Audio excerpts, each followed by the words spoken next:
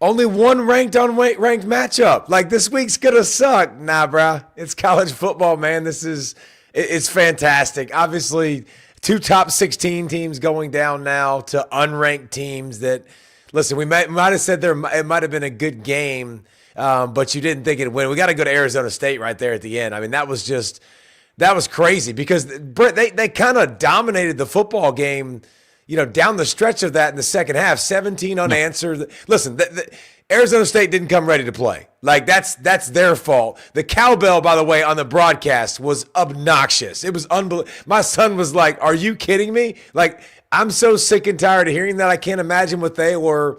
Starkville representing energy, making big plays. Arizona State looked flustered. They looked unorganized. Sam Levitt looked like he was pressing to me. It looked like he was pressing. And at one point he was like, all right, screw this. Like, I'm going to do this. And then made some mistakes. They got bailed out right before the half with the penalty, and they got the long field goal just to get on the board. But they score 17 unanswered. But then, second half, man, Mississippi State found a way to make a play. But what did you think about Arizona State and the way they came out? Well, it's also credit to Mississippi State because, the plays that they were making, like the throw that Shapen made and the kid kind of Willie Mays it over his shoulder, like unreal catch for that long touchdown. But Arizona State, they started going north and south in the second half. And hammering. I think both Udo and Brown went over 100. Went over 100. But it's one where they got goal to go right there before the end of the game, and they only come away with a field goal. And now you give Mississippi State a chance, and they took full advantage of it. But I thought they did the right thing. I don't think they did anything wrong because they threw the ball one time on that drive.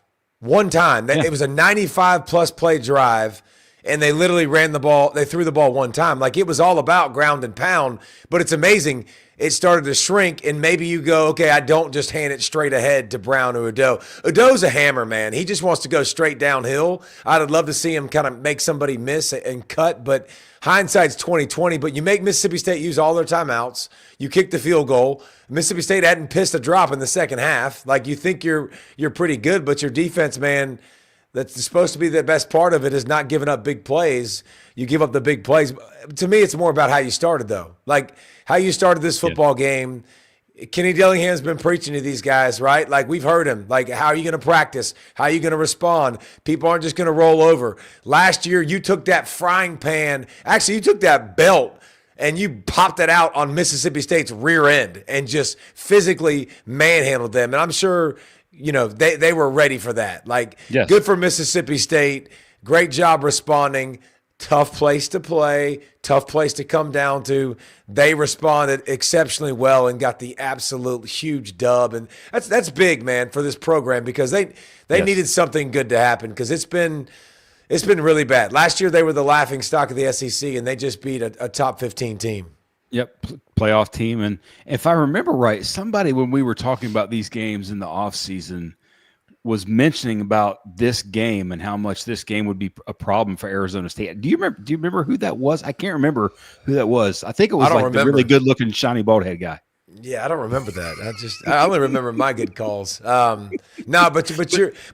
did think I thought Arizona State would be past this with Levitt.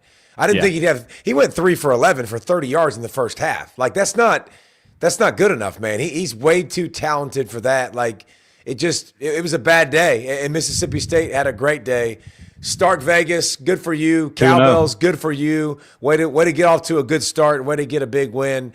And then we got to go to Gainesville next, man. Oh, gosh, yes, we do. Oh, man. Like, all of the negativity has been lifted off the shoulders of Billy Napier, right? Like, and everybody was positive and it was moving in the right direction. And we believe that you lost to the unranked South Florida USF in your stadium.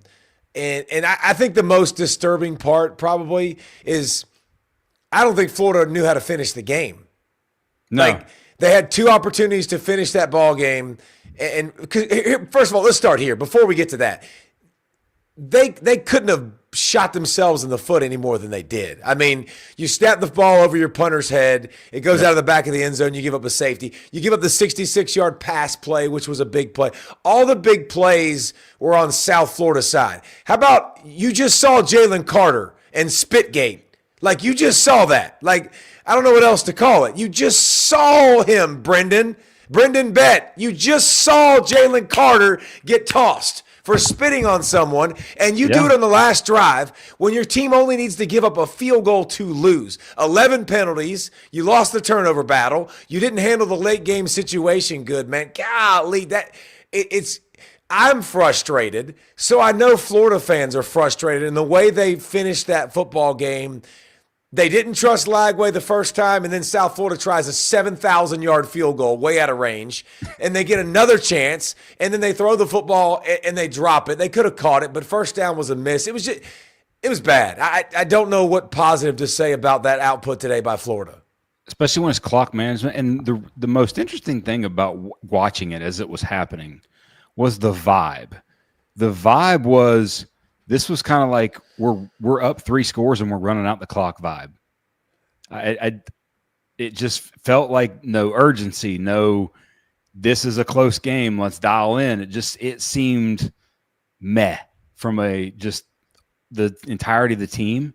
And it's kind of hard to describe, I guess, in a way, but when you watch it, you're just like, this doesn't seem like a team that was buttoned up and knew the situation, knew the sort of gravity of the situation, the game they're in, that they were just one play away from being, losing the game. And it's not just, by the way, the Spitgate, but there was also a penalty right before that. So 2 in a row. Yeah. So poor tackling. Penalties that cost them 2 straight or 2 out of 3 plays that were touchdowns that got called back in the first half. 2 touchdowns got called back. You're absolutely right. Yeah. So and they got field goals. In year 4, if you're a Florida fan and it's year 4, your coach, and you're just consistently beating yourself with things like that, and you know what's about to come in the next 4 weeks. Yeah, and more. You couldn't lose that one. But I mean, obviously, credit to USF. Big win, ready to play Boise, who's a good football team, who will be a good football team in the end of the season. Ready to play Florida. Defense did a great job saying, we'll play top down, baby. We ain't giving up the bombs. We're going to make you earn it. You can run. They made him kick some field goals. And Brent, who's the guy that said on the show, Byron Brown is a dude that can run, that can throw. Byron Brown was the best player on the field. He was. Yeah. He was the best player on the field. And Florida was on that field with all their guys that are highly recruited. A guy from South Florida running, throwing. He was 23 of 36. He threw for 236 or 263, and then he had 17 carries for 66 yards. He's a big, strong dude. The way they run their system, Alex Goulash, how do you say his name? I mean, it's Goulash. I think it's Goulash. Huge job, huge program building win. They've been building. They've been really, really close. You've seen them be close in games. They're like, oh, they could have won that one with Alabama, last year. With Florida several years ago. Big time win for their program. 2 big wins in 2 weeks of the season. Congratulations to them. And obviously for Florida with their upcoming schedule, it couldn't go any worse. It couldn't get worse. It's one of those things, though, where I think this is going to be a very much a theme in college football this season, where it's flip a coin, and heads you might get that kind of team, tails you might get a completely different team. That Florida might show up next week at LSU and be dialed in and play great and all those things, because it's just going to be the year of the unknown. With South Florida, though, now being the sort of group of 5/6 leader in the clubhouse in a way, with big victories, with 2 back-to-back ranked wins. Yes. The crappy part for them is neither of those are conference wins. Their conference is going to be really tough. It's not like the American is not a tough conference for them, because they have to be the champion. It's the highest ranked champion. Yeah. So, they might have these great wins, but if they don't win their conference, it doesn't mean anything. Okay. So let's get to my next. Let's get to, I don't know what the rundown says we're supposed to do, but we got to get to OU, right? It's Michigan OU. That's on the run. That's on the rundown. We got to get there, man. I think the world is now seeing why we've been talking about John Mateer like he's the truth and he's a baller and he's a boss, because he is. We talked about how he can make people miss. He can run with power. Everybody else in the world is going, oh, my gosh, I didn't know he was that good of an athlete. Yeah, white boy can move. Like, he can cut, he can move, he can break tackles. He ain't going to run out of bounds either, dude. Like, he's not here for that life. Like, he wants to run through your face. And I thought I thought they did an unbelievable job being ready for the moment, not surprised, coming out on fire, at home with the momentum, with the crowd. Like, I think there's things about OU that I look at and that I liked was just, I love the way they had a plan to run him. They ran speed option. They ran QB power. Like, they were fully aware of what the offense can be. They were confident. They were aggressive. They were throwing the football, all over the yard when they needed to. OU actually made some mistakes to keep Michigan in this football game, like muffing the punt, missing the field goal. They could have put it away earlier. But just talking about OU specific, Mateer and the offense are going to get better and better. I think the Barnes kid at running back is going to be a stud. Like, I just love the way he looks in his uni, and I love the way he runs physically. And I think that's got to grow and get better throughout the season. Has to. But tip of the cap, Venables and that defense, because my God, flying around with some nasty. I love that. There was 11 of them near the line of scrimmage, Brent, sometime. I mean, it was Venables style, like, here we come, do something about it. I think that's the thing that jumps out when watching them live, and especially at night, by the way, in Norman, is how fast they fly around and just the disregard for their own body in terms of hitting people. So and it's not just one, it's all of them. Yes. But the thing you mentioned about Mateer in that just sort of what he can do for this game, fantastic. To survive the SEC schedule, can't happen. You have to develop and that's what's like watching this game tonight. Both of these teams are missing something offensively. Now, obviously, Michigan was missing the Klein kid at tight end, but it's not like they have weapons galore on the outside. So to me, for Michigan to be at their peak offensively, they need to run the QB or the QB be a running threat a little more. And for OU to be at their peak offensively, they need to make sure they run their QB a little less to sustain and be consistent throughout the year. But tonight was – Hey, I'm about to say, let's just talk about tonight. And what did my boy Will Simpson say in the chat? Should Texas be worried about OU? You dang right they should. You absolutely should, because they got the dude at the trigger, man. They got the dude that can take over a game. And here, I don't think he's going to have to, because his arm is good enough. I think what I don't like about him is, listen, no. What I love about him, what coaches are not going to like about him, is run out of bounds, don't take as many shots. He's okay taking shots. I think you limit those. Again, it's third down, fourth down, touchdown. Like, that's when you take those shots. It's not first down and goal. It's not second down and goal, right? Like, I think you get that as you come along. But yes, Mateer is a bad mother. Shut your mouth. What about Michigan, though? We got to get some Michigan talk, too, because I thought Michigan was solid. That was a tough atmosphere. It was, but before we get to Michigan, one thing with Oklahoma, big time shout out to number 5. I forget his name. Let's see. Oh, you talking Isaiah Satania, with the breakup on the ball that should have been picked. It could have been a pick, and he's good with a jet sweep. He was vicious play, around the corner. But the next play, Mateer makes the sort of Superman play, great throw down the sideline, but it's him making that play right before he broke up that pass. But Michigan, like, the explosiveness, like, the only explosiveness they have is through Underwood's right arm. I mean, obviously Haynes hit the big run. Justice went 75. He disagrees. Well, he hit the big run, but that's not something that you can, to me, consistently count on to go 75 as a running back. But that's what I see watching them, is that they're good. They're all around solid team, but they're just missing that sort of next element of explosiveness that can cause havoc against these other teams that can do these things offensively. Well, I think McCulley might not be as explosive, but his size, he had the one big play down the field for their offense, and they need more of that. He had that 44-yard catch, I think, where it was a nice contested catch. But Oklahoma did a lot of this. Like, they took away all the short stuff. They said, if you want to beat us, you're going to have to beat us downfield. And that means somebody has to run by somebody, right? And then Bryce has to put it on the money. But, I mean, the offensive line for Michigan was not elite by any stretch. This is not vintage a couple years ago, the Natty, when they could line up and run power and go in your face, eat it, swallow it, like it. Like that's not the case. I mean, Justice did a lot of the work. Justice Haynes did a lot of his work by himself. I mean, just having to break tackles, having to be really good. So the O-line's also got some injuries now up front. So dealing with injuries, they got to get that fixed up front. And you're right, the weapons out wide. But the defense, I think, will be more than fine. That's a great OU offense that they can limit. They're going to hold down. They're not going to allow anybody to go nuts on them. Like they can stymie offenses and slow them down with what they do. But they're just going to have to continue to make plays and run the football more effectively and then make some big plays down the field. But I thought they represented themselves well. That's a tough atmosphere, and that's why nobody was picking them to go win. And we talked about how much this game was needed more so on the Oklahoma side because of the SEC schedule that's coming up for them, and Michigan can still go win the Big Ten.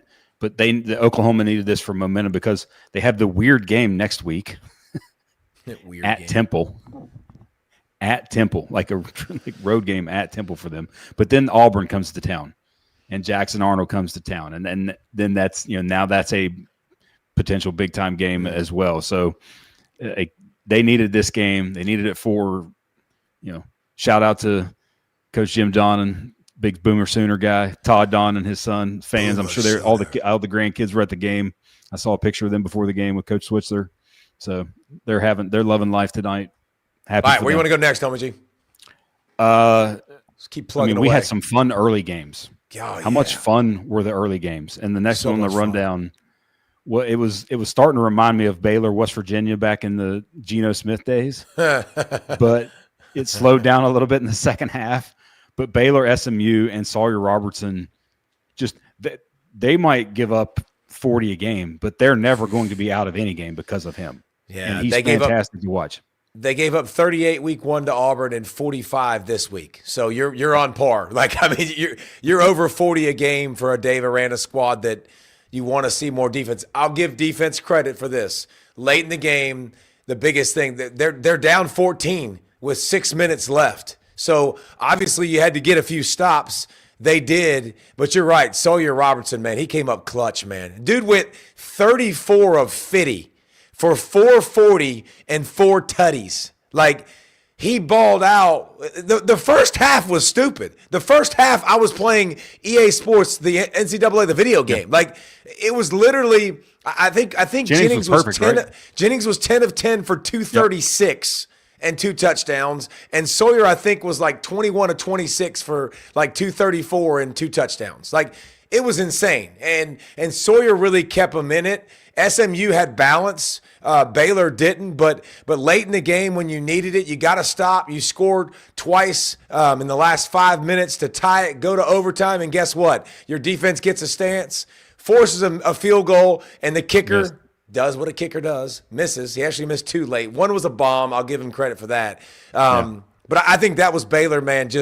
That was Sawyer Robertson. Keep swinging, keep playing, making plays down the field. Your defense did a few things, but Jennings made a few mistakes, really. Sawyer Robertson didn't make any mistakes. That was the big difference. Yep. Jennings throws that. They get the muff punt. He throws a pick, one of the next plays in the end zone. You can't throw a pick in the end zone. And that was the difference in the football game, man. And Baylor got a much, much needed win. Like that was huge for them. And we had talked about, could they split these 2 games, because these were 2 tough openers before they got into Big 12 play. And I was sort of note taking in all this realm of like, okay, SMU, you responded and you're running the football late to hold off and win the game. And then all of a sudden, one stop, score, and now we're in another score, and we're in overtime in a heartbeat. But massive win for Baylor. Because win. Of if they, yes, they can still win the Big 12. It's not a Big 12 game, but SMU, like their schedule too, like they needed this game because of they did they can still win ACC obviously, but in terms of a lot of these teams are going to look at to be 9-3, 10 if they want to be 9-3, 10-2, but they also might end up being. We see a lot of 8-4. I got a rant. Fun. I got a rant that I'm going to go on, and it's not going to be tonight because we're going to enjoy this glorious football. But it's about these muff punts. Like I'm going to go off. I'm going to go absolutely insane. But first, let's clip our heels and go to Kansas because I thought Kansas Missouri was fantastic. It was the border war was a showdown. It was awesome. Like if you watch the football game, dude, and Kansas came out. I'm going to leave saying this because we deserve to give Missouri their credit because the Show Me State, they showed us something. But let me tell you something. Kansas is legit. Like, Kansas is a really good football team. Like, defensively, they used to be a sieve. They used to could not stop anybody. Kamara was flying around. Like, Caldwell's in there making plays. They're better than they were. And because of that, they're like Lance Leipold's built a great team, man. Like, they are really, really good. The weapons, listen, you missed a few plays. Like the bottom line is you missed a couple of deep shots that you could have hit to Henderson Jr., right? And then you missed, and then Henderson drops it. It was Henderson, right? Like it was the kid from Alabama. Like he dropped the ball in the flats too that he needs to catch. You've got to make those plays. You have to make those plays in big moments. But I'm tipping the cap to Kansas because I think they're a really good football team. They're going to be a pain in the arse in the ever-loving, great, glorious Big 12. But you can go ahead and give Missouri their credit because they deserve it. I told you earlier in the week, Bo Pribula, he just might be really, really good. And there's not many. I mean, he's to me in terms of QBs in the SEC. Climbing up the rankings because just watching him and watching the pocket movement. Now, yes, he did have the hit that he fumbled early. That got the scoop and score. Yeah, he gave away a touchdown early. But the throws that he was making were just slide this little bit away, layer a throw, down the field throws. When he had to put velocity on throws in the middle of the field, was doing it. I mean, obviously they were running the ball with two different guys at over 100 yards. Roberts finishes it. Hardy's also running the ball. Like he looks like a first-round pick to me. His size, his movement skills, his pump arm. The brakes on that. I'm not ready to go there, but I think the biggest thing was Kansas jumped on him early, and I love watching him. There was no flinch, and I think that the law firm of Hardy and company at running back. And Roberts. I mean, Hardy, Roberts, and Pribula that can run are going to be a handful every week. I mean, they're going to be a handful every single week. That's going to be tough to stop. And the offense, I got to give mad respect to the offense because Brent, I love what they did.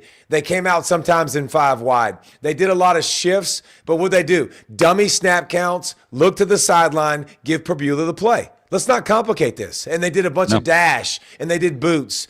They did a bunch of levels concepts with the elevators. Just pick a floor you want to throw it to, right? Like they did all of that. Like I thought they were very, very, very well coached, very well designed, and big time on 3rd down, big time on 4th down. I mean, they made some big plays on 4th down. Kevin Coleman was their go-to guy. Like he had 10 receptions for 126, and he's a transfer that's going to pay dividends for them, but. It was fun to watch the play design. It was fun to watch Missouri get hit in the mouth a little bit to start, and then the way they responded. But when you needed to make a play, man, like 3rd downs and those 4th downs, like Missouri was money. What was the tight end? Was it Norfleet? Like Norfleet had the 2 big play on 4th down. Yes, the leak was dirty. He had 2 touchdowns, but yeah, Pribula played great, man. That was a really good football game. If you missed that game. Go back and watch it, man. It was legit. So in terms of Bo Pribula now, in his career, 152 dropbacks, 72% completion, 14 touchdowns, 1 pick, almost 1,100 yards, 93 passing grade, PFF passing grade, Pro Football Focus. Like he just keeps playing better and better. And for them, the fact that remember we talked about how they don't leave their home field until October. So they've got Louisiana next week, and then South Carolina and UMass after that, Alabama after that. Things are shaping up well. Shaping up nicely. Let's keep going fast so we can keep getting by the way, games in. Mr. Carter up here in the comments. How about the dude kicking the ball at the Kansas bench and then having the nice little stuff for the KU? How fantastic! Had a chance to win money, and he's like, "No, he had a chance to win money, but he's like, you know what? I hate you, mother blankers." That's what he like. This rivalry runs deep, and he was like, "Bam!" Like, eat some of that. It's absolutely fantastic. That's why you love rivalries, 100%. I saw a video of it. It was glorious. All right, so let's do this real quick. Let's do some sprints because our buddy Fran did some work. Syracuse barely beats UConn. Coach Fran Brown was not impressed with his guys. So what did he do? Ran sprints on the field afterwards.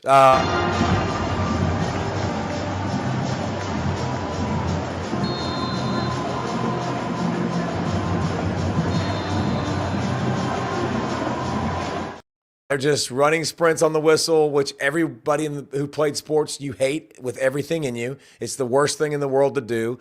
I love it. It reminds me of one Brent Rollins calling the offense, David Pollack calling the defense, 12U football in North Oconee Stadium. I don't know if you remember this. I'm trying to. Brandon Jacobs brought his team, Super Bowl champion Brandon Jacobs brought his all-star team into North Oconee, and they played against us, and they thought they were going to curb stomp us, and it was a back-and-forth great battle. And after the game, they ran sprints because they thought they should have smashed us, but it's not like that. That's not how it rolls. But Fran and them took care of company, but let's sprint through the rest of the matchups. So do you agree with the sprint principle, the sprints in general? What's your thoughts on that in general?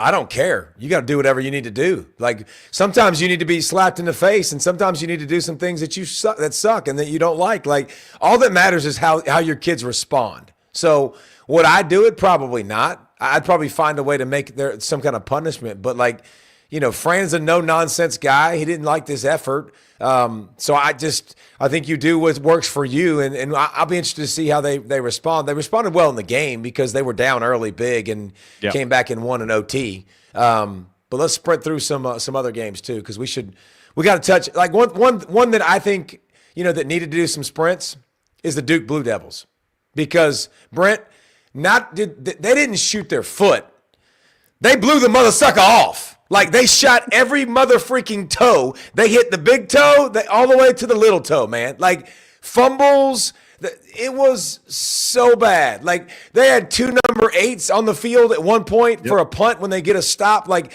every time they tried to do something good, they just boom, shot one off. And just they had all the fumbles. But man, they had some chances. Vincent Anthony coming off the edge. For people that don't watch football, watch number 7 for Duke. He's got energy. He's got size. He's got some bend like that. They were flying around and striping people right in the mouth. It was fun to watch Duke, man. They were the more physical team early in that game. Say that again. Have been up. That's not supposed to ever happen to Illinois. You don't see that very often. Yeah, they should have been up early in that game, but like you said, they did those things, and I guess I'll bring up the punt return muff, but I'll save that for another conversation since you didn't like that one. And then you've got Bielema just poking the bear a little bit with the subbing, which they were explaining during the broadcast. I don't know if you heard it during the broadcast, because this was the game I was listening to mainly in the early window, how there's the 2 versus 3 seconds, or the timing of getting on and off the field with your defensive subs. Oh yeah. And they were basically just on the edge of that all the time. And I'm sitting there thinking, oh, who did he coach under again? Oh, that's right, Bill Belichick. Mm-hmm. Right on the edge of that. But there, and then by the way, but then Illinois just answers. Yeah. And that was a very professional like football game from Illinois and from Altmaier.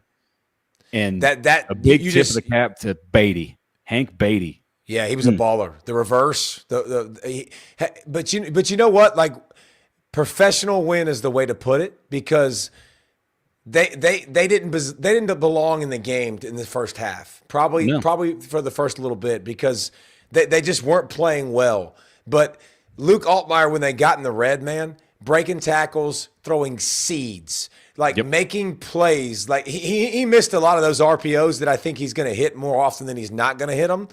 He wasn't as accurate as I've seen him in the past, but when he got in the red, he was money. And when Duke got in that area, I mean, 4 times, and they got 2 field goals. They fumbled. They just kept tripping over themselves, making mistakes. You're absolutely right. They didn't. I was surprised by the line of scrimmage. They had -3 yards rushing at the half. Like, that's not supposed to happen to Illinois, especially when you got Fagan, who's like a 250-pound enormous back. But you're the Altmaier, cool hand Luke Altmaier, experience. They talked about him on the broadcast too, being a coach on the field, like how much he runs meetings and tells them what they like.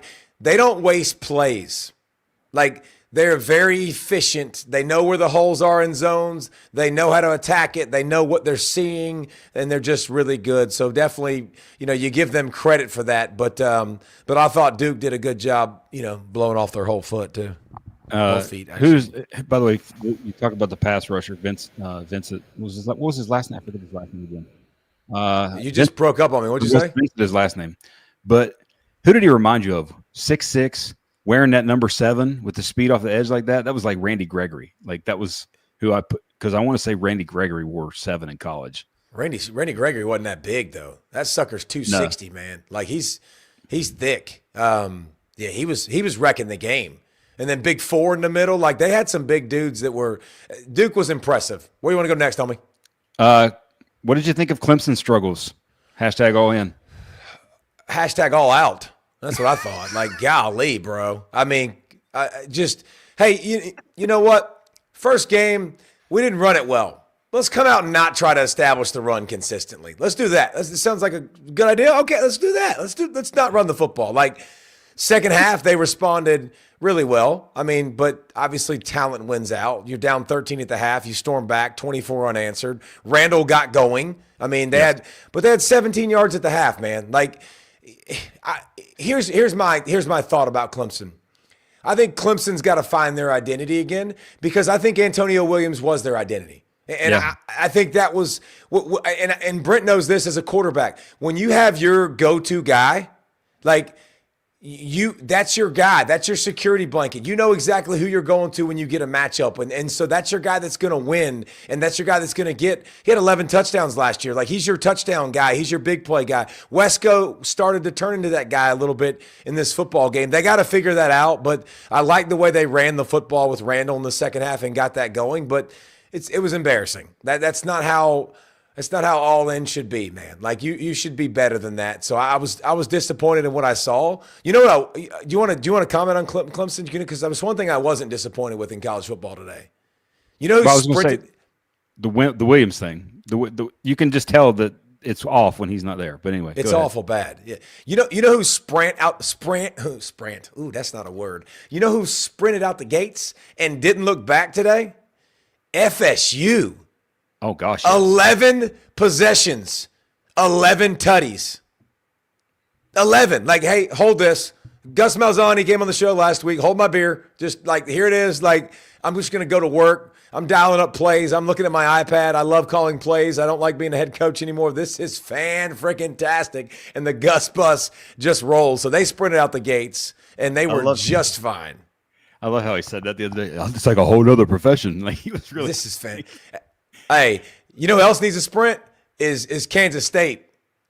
Like, we've seen this a lot from Kansas State. Army ran the ball 70 times today, Brent. Yep. Like, almost the whole second half, they kept the ball, right? I didn't say 7. I didn't say 17. I didn't say 27. I didn't say 57. They literally ran the ball 70 times, like, and absolutely smashed Kansas State over and over and over again. Barely got the win, but I'm just saying, like, ran the ball 70 times. That's incredible. One thing back to FSU. Like, if you asked me to do a rankings today, I would put FSU in the top 5. Ooh. Like, based on what they've done and what they've shown and how what they look like as a team. Who did they play today? I don't care who they played. They took care of business in a way that the only other team that took care of business like they did, especially against the team that's in the Power 4, would be the Ducks. Because Dan Lanning said, if you're going to chirp, I'm going to put a whole lot of numbers on you. We you talked know about what this Dan earlier, Lanning did? Cooler game. You know what Dan Lanning did though? This is my favorite part about what Dan Lanning did. So Gundy said, like, hey, let's talk about your budget because you got a big budget. By the way, you're spending this amount of money. I think Dan, because Dan is remember the Colorado a couple years ago? Like, Dan is extremely hyper motivated human being and will use whatever he can use. So he absolutely loved that more than life itself. And he marinated on that. And he thought about all the ways that he could run a reverse flea flicker late in the game when they're up by 30, which was awesome. You know why? Because he was like, you know what? I think I'll just do this. Yeah, I spend maybe 30 more million than you this year. Maybe that's my number. I'll beat you by $1 million a point. How about that? Like, $1 million a point. How about that, brother? I think that's what Dan said in his head. Now 26-0 against ranked opponents, and the Ducks look legit. Like, they look really, really good. This is one of those that they haven't played anybody, so I don't know how good Dante is. Like, we're going to find out more and more as the year goes along. He looks like the real deal. But I cannot believe you have not mentioned your pick that sprinted today late. How about the Vanderbilt Fighting Diego Pavias? Down 10 after unanswered, 1. Baby.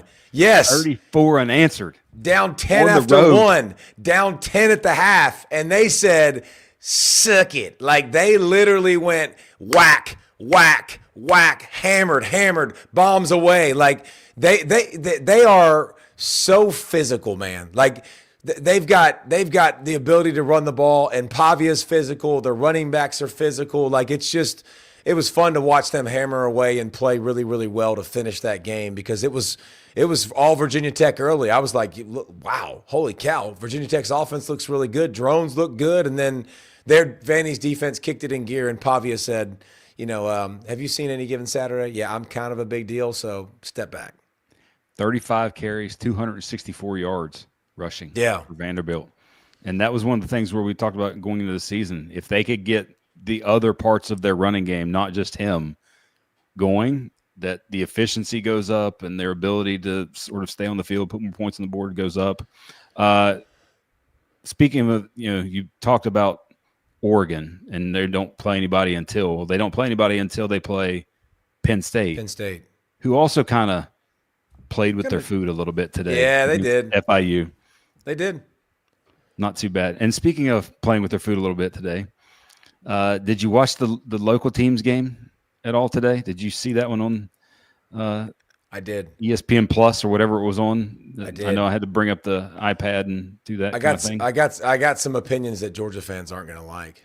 Would you like them now or would you like them later? Because let's talk about the Bulldogs. I figured there's a few people in here that care about that team that might be listening. Okay. I'm not going to make them happy. I don't think they're going to be excited. Nate Frazier touching the ball and fumbling right away was not a good start. Nope. Offensive line, the right side of the line is absolutely a mess now because it's mangled. I mean, you're down. Yep. You're down your right side of the line in a couple of games. That's not good. Man, the passing attack does not look good. It does not. It does not look in sync. The weapons look fine, Brent. But the connection and the seeing it with Gunner, seeing it and delivering it is not there yet. And there's a lot of big plays that I keep watching that are there to be made if it would go from 1 to 2. If the head would come down when he scrambles and then come back up. Like if that would happen, I think you could see a lot more big plays. The protection is not great either. So that's not something else you're going to throw in there. But the running game looks good. I mean, I think you got a bunch of backs that you can keep fresh, that you can rotate, that will be really, really good. And you can use Gunner in that aspect. You can use Branch in that aspect. I think the attachment game with the short throws off of it, like you can do that with the screen game with Branch because he's a freak of an athlete. But the passing game's got a long way to go. And it's not clicking right now, and it's going to have to make some changes quickly because when you go to Tennessee, they're not going to let you line up and pound them. It's going to be a tough atmosphere. It's going to be loud. They'll probably score some points. So I have not been impressed with Georgia's passing game through 2 weeks. No, and it's one of those things where, and maybe you need to see it because they obviously know. I mean, there's an element to Kirby that's always been I know my opponent, so I'm gonna work on things. Like they know these first two games are kind of borderline practices in a way, so I'll work on 100%. Something specifically before figure out what I have with my guys. And that's my goal. Like that's part. There's a part of that, so that's the caveat. But just watching this, it's almost like last year's team needed Gunnar Stockton. This year's team needs Carson Beck. Like you just the flip side of it, because like you said, Colby Young looks really good right now. He looks really good. Noah Thomas is just getting the rock a little bit. Branch looks phenomenal. Lightning in a bottle. Like they've got playmakers. Like Phillips, by the way, Dwight Phillips. Anytime he touches it, he's a threat to take it 80. Taylor, the young freshman, looks good. Yeah, 11. Barber hurt his ankle. Like he's probably done for a while. That looked. He broke really his bad. leg, I think. Yeah, that was not good. And they love him. They think he's the next great tight end at Georgia. Like they think he's really special. It's one of those where Kirby actually probably enjoys the spot he's in, even though it's not looking great, because now he's just going to be counted out all week. And talked about how things aren't going well, and you're going to go to Tennessee and not play well, and your offense is going to struggle, and then they're going to come out sort of, who knows. But in terms of the look of it, it doesn't look like it is. And it's one of those, the hardest part with me watching him is that, like I tweeted today, the ball comes out way too slow, and it's not a mechanical thing. It seems like seeing it and getting it out. It's a decision thing where it's like, it's a processing thing. Well, I see it. Okay. I really see it. Now I'm going to let it go versus just all that happening instantaneously. So we'll see what it looks like next week in Knoxville, because that's going to be a big game. So I'm curious to see how that goes. A couple other bigger games that were good games. Kind of went how we thought they would. Iowa State gets the dub over the Hawkeyes. Yeah, that was not a fun watch. I kind of kept it on the screen, but you said first to 20 win, but you were wrong. It was first to 16, right? I mean, listen, those games are like that every year. Yep. But how about, like, here's what I'm going to do, and y'all heard me the other day. I'm going to take the hat off to Mr. Kyle Conradi, because homeboy went back-to-back years in this series going 50-plus yard bombs to win. Yep. Like, that's pretty awesome for a kicker to do that. Iowa State saved their best for last. I mean, they did a good – Beck came up big when he needed to. And that's why I've been a big fan of this kid. I just like something about him, man. There's just something to him that – because he didn't play great. They didn't play great offensively. They started off really good. I thought Iowa was going to get run out of the building in the first half. It was 13-3, and I thought Iowa was mathematically eliminated when it was 13-3. I really did. I'm like, they could have another 2 games and it was over. But Gronowski, he was better today. I'm going to give him some credit. He was better today. His receivers didn't help him a lot. The pick he throws, one of his receivers slipped and cost him a pick, dropped it right through his hands. Both those times, I think that was the lead guy, the only one that made plays for him on the day. But it's not a unit that's good enough to line up and pound you, but his legs were great. His legs were a big part of it. They held the football. You know, that last drive before the half, it was like 17 plays, and they kind of slowed everything down and got back in the game. But, it's the Gill. The Gill kid out wide is the only kid that makes plays, the Jacob Gill.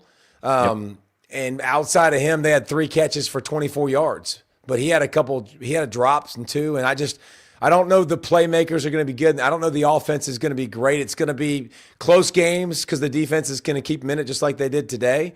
But, it's just more about Iowa State, another way to find ways to win and be the best when you need to be the best late in the game. And they did it in 4th down against Kansas State when they needed to, and they did it today against Iowa when they needed to. They made plays, and they won 16-13 and got the dub.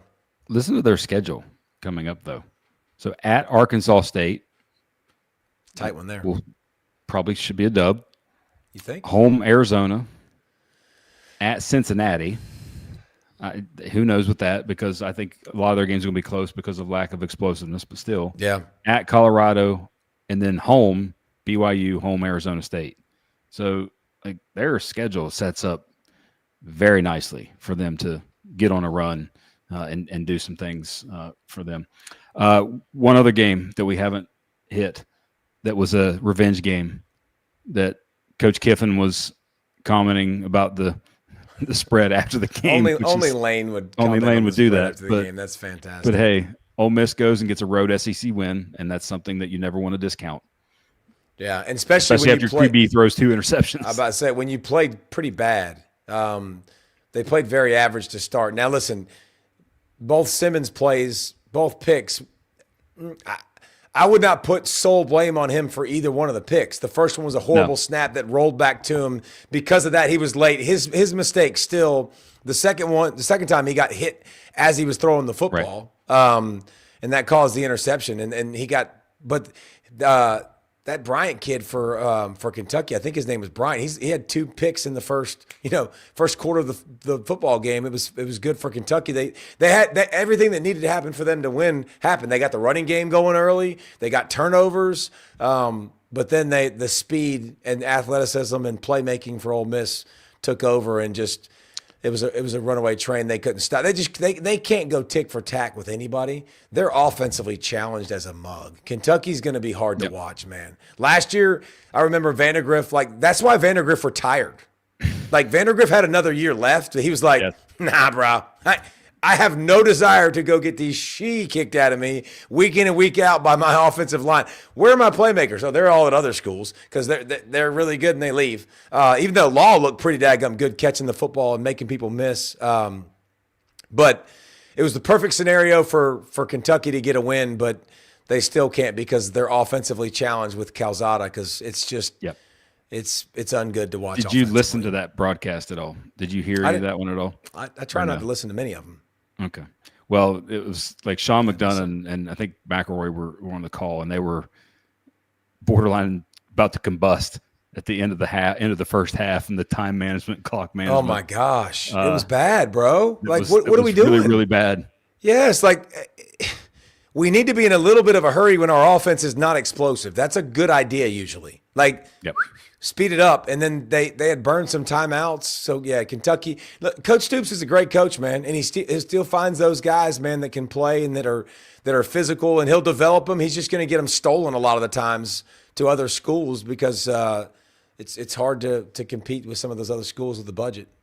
Big tip of the cap though, and I think that's going to be a difference maker for them as they move forward.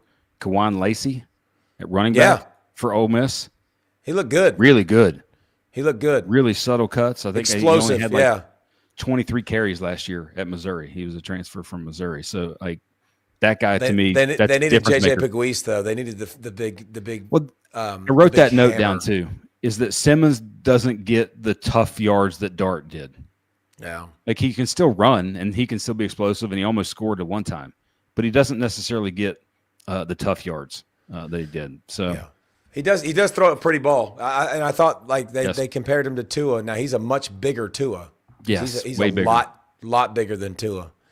Did we hit everything, or did we miss anything? I mean, we got a lot of other blowouts. I challenge anybody. I challenge anybody in the country to find a better recap than that right there. I mean, we just hit everything in depth. Like that's like if you want to know what happened today, you literally got everything you needed to know. That was I thought that was fantastic.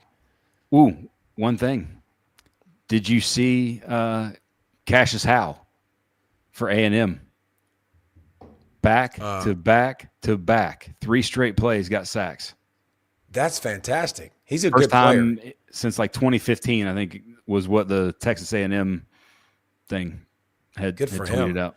Have you seen that guy that I might have mentioned, Casey Concepcion? Have you seen him in 2 games?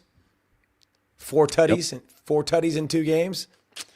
Jeez, like that guy's pretty good. Him and Mario at receiver are 2 fun little playmakers that they got. They're going to have to keep figuring out the pass rush and the defense, but A&M's offense, I think, is going to be is going to be fine. You're seeing Reed make some plays that you're like, all right, like give me more of that. Keep dropping that in the bucket. Keep making it easy. Keep running the football. And but we haven't. There's obviously a lot of people that weren't tested. Do what? Arch? Did you watch any of Arch? Yeah, I did. I watched Arch. What'd you think of? Yeah, I still thought he saw things that were still a half a second late that I think he needs to see a little bit faster. Like, it's just you're going to smash those people. Things are going to be wide open. But I just want to see. I want to see, and I think his pocket presence is pretty good, man. I mean, I think he does a good job. Like he does a good job with people around him that are around him, that he feels them and does a good job of staying alive and making throws. But I just want to see him keep growing, getting the ball out quicker. But I'm not surprised they curb stomp somebody. That's pretty easy. That's what you're supposed to do. Doing saying, I think he had one incompletion again for Ohio State in their win. But South Carolina struggled out of the gates, but now they're got things under control. LSU 23-7. It was but it was ugly today. Period. Today was just ugly, and it's just one of those things where you just go, okay, it's early in the season and we're not looking good. Offenses have not caught on yet. It is definitely defenses are definitely winning more unless you play at SMU and Baylor. Like then you just defense optional. Let's just drop bombs and throw for 4,000 yards. That was a fun game to watch. I think actually the funnest game for me to watch today was Missouri and Kansas, just because of the great quarterback play. When that's to me, if I want to watch a game, I want to watch great quarterback play more than anything. But one of the things I was thinking about too that we're going to do starting this week, and that people in the comments need to hit us up, is something's brewing in some way. Something's brewing. However you want to spell it, say it, whatever, or especially, how would you spell that? If you were saying, man, I couldn't spell stud if you spotted me 3 letters. You know that. Like I am not the smartest. I played defense for a reason. That's why we call see ball, get ball. But we're gonna look at a team. SUMPIN. Something. Yes. How about that? Something like that. Yeah, we'll focus in on a team. We'll lock in and give you a good breakdown and data. Film. We're going to watch it. So hit us up in the comments in terms of who you want us to sort of dial in for that one team that we're going to look at, just in its own little individual clip, and as much into that team and look at where they are, where they're going, all that sort of stuff. So we've got a few suggestions here in terms of the varieties of spelling that we could do that. But to be sponsored by a coffee company that you love one of these days. Coffee company near you. Yeah. All right, dude. Let's wrap it up, man. We will be back regardless, so you guys can follow us Monday.